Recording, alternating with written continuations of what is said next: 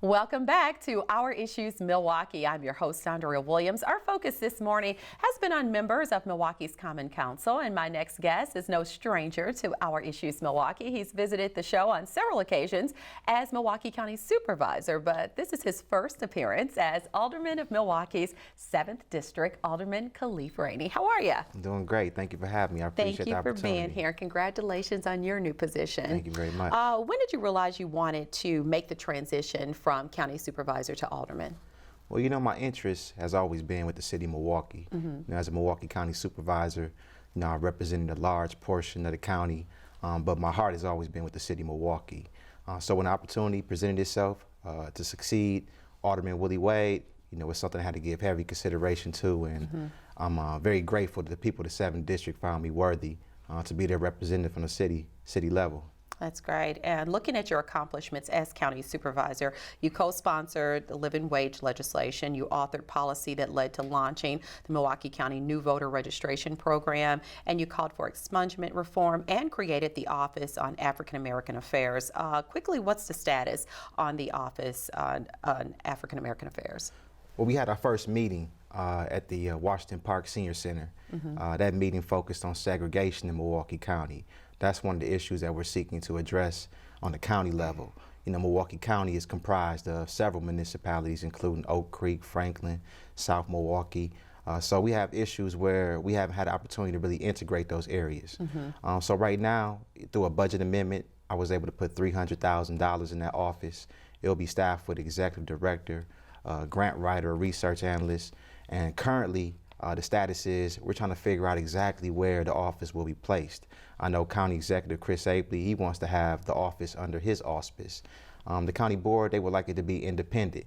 So me no longer being the county supervisor, that's something that will have to be deliberated and decided upon with this new board. I look forward to seeing what they do and look forward to seeing how it operates in conjunction with the new office I intend on creating at the city of Milwaukee to focus on those issues where the concentration of African Americans reside right here in the city. All right, good stuff. So what would you say you're most proud of when looking back? You know, I'm most proud of several things. You know, we stood up on behalf of Dontre Hamilton, removed our shirts with the I Can't Breathe. You know, we created an Office on African American Affairs. We successfully fought for a living wage.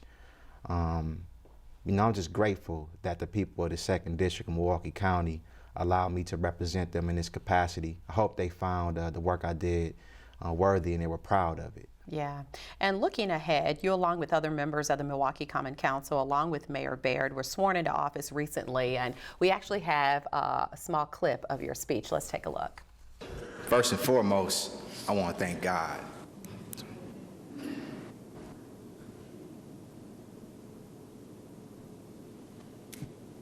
No, it's truly a testament of His grace and His mercy. And a kid from 23rd and Locust can join this esteemed body. I want to thank the people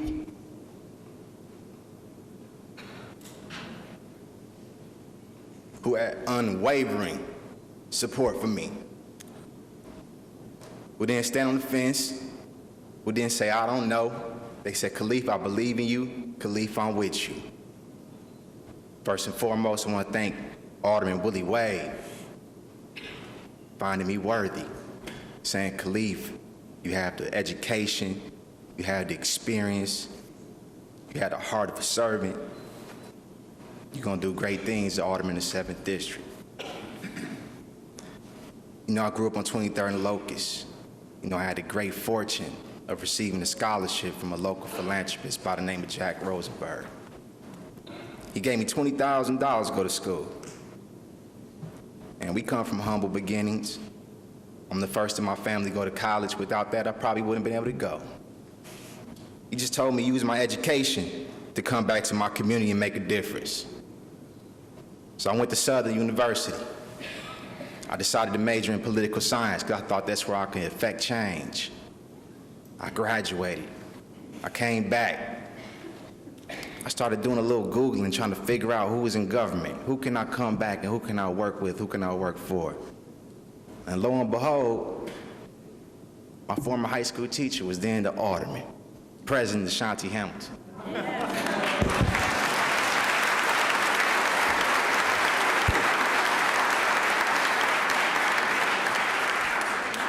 I don't even think I asked him if I could intern. I just showed up. I said, I'm in here, Hamilton. He said, come on, I got a room for you. And that was my first opportunity to work within government. From there, I went on to work for Congresswoman Gwen Moore. I wish she was with us today. I know she's here in spirit.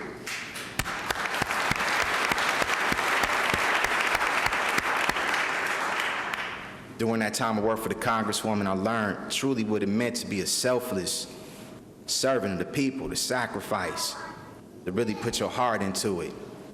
And I thank her. Miss Shirley Ellis from the Congresswoman's office, she's with us today. And they was hard on me. They wasn't easy on me at all. And they made me who I am today. Made me dot those I's and cross those T's. From there, I said it was time for me to offer myself in a greater capacity. Now, I find it pretty amazing that President Ashanti Hamilton actually was your teacher before. How amazing is that? You know, it's like things coming full circle. Yeah. You know, I remember coming back from Southern University. I'm a graduate of Southern University Historical Black College in Baton Rouge. And I was looking for an opportunity to get involved in government. And my former high school teacher, someone who was very hands-on in my development, was recently elected to the Common Council. So, you know, I didn't even ask him. I just showed up and said, you know, Here I am. I'm in the office. And he gave me my first opportunity in government. And I had an opportunity to really learn about service through him in his office. And then I later moved on to work for Congresswoman Gwen Moore, where I stayed and worked on federal issues for nearly a decade. So that moment, you know, being sworn in and him taking the presidency, you know, that was a magical moment, a day I'll never forget. Yeah, and it actually, I guess, allows you to realize that there's some other young person who's ready to come up under you and do the same thing, and that's really what it's all about.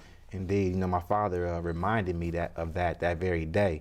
He said, you make sure that you do the exact same thing that Ashanti Hamilton and Willie Wade did for you for the next generation. So we have to have a succession plan in mind and make sure that we continue to pull people up. Yeah, and as mentioned in the video, former Alderman Willie Wade endorsed you to represent the 7th District, and you defeated MPS Board President Michael Bonds. Let's talk about your goals and priorities as the Alderman of the 7th District.